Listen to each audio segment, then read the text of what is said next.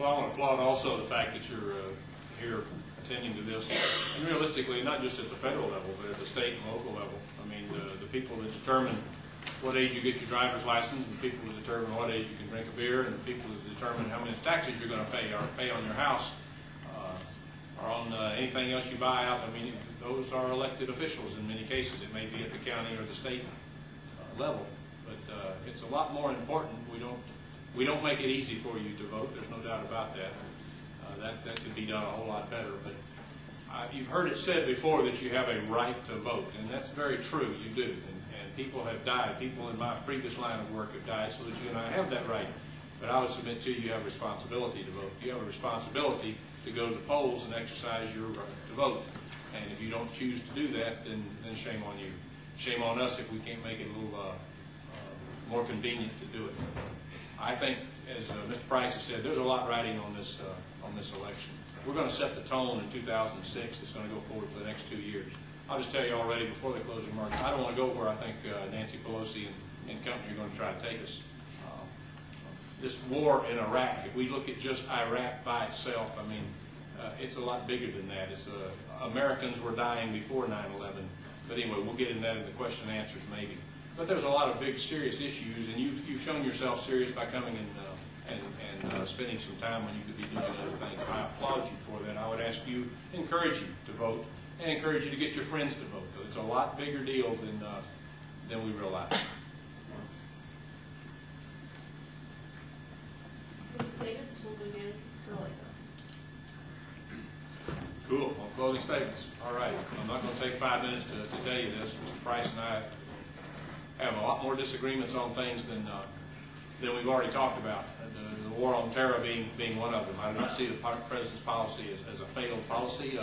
You're safer in this country now than you were in 9/11. You've not been hit over here, and that's just a fact. We can argue about it. It's not luck.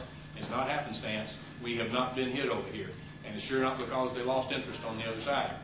The interesting thing about the part about, well, you know, we've caused this, we've made more terrorists over there, that's a real interesting speculation. I don't think Osama and company were having any trouble getting recruits before we went over there. They sure wouldn't be having any trouble getting it after. The fact of the matter is you probably heard Mr. Ashcroft say on this campus here a while back, there's 2 times you can fight terrorism and evil. You can either fight it too early or you can fight it too late. And I would kind of opt, as he did, I would opt to fight it too early, if that's in fact the case. And it's a lot bigger than just Iraq, a whole lot bigger.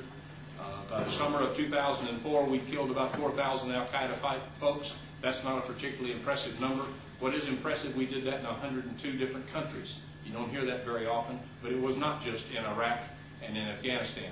I commend a book to you. It's called Shadow War by a fellow named Richard Minitier, who on occasion writes for the Wall Street Journal's editorial board. There's things out there. The business that I've heard over and over again is there were no weapons of mass destruction. You know, spare me that fact. I also refer you to another book. It's called Saddam's Secrets. It's written by an Iraqi Air Force 2-star named George Sadat. He talks about the 56 Iraqi commercial airplane flights out of Baghdad to Damascus in 2002, early 2003, hauling WMD that his pilots flew.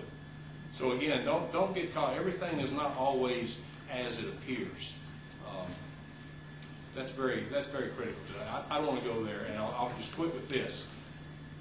If the new Congress that my opponent is talking about happens, if Charlie Rangel is head of the Ways and Means Committee, Charlie Rangel never met a tax he didn't like.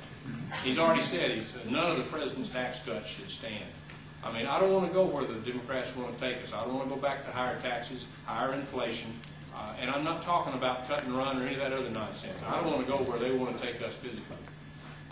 We've been there before, and it did not serve us well. So anyway, there's a lot riding on this, and I appreciate your time and letting us talk about it, and I look forward to your questions.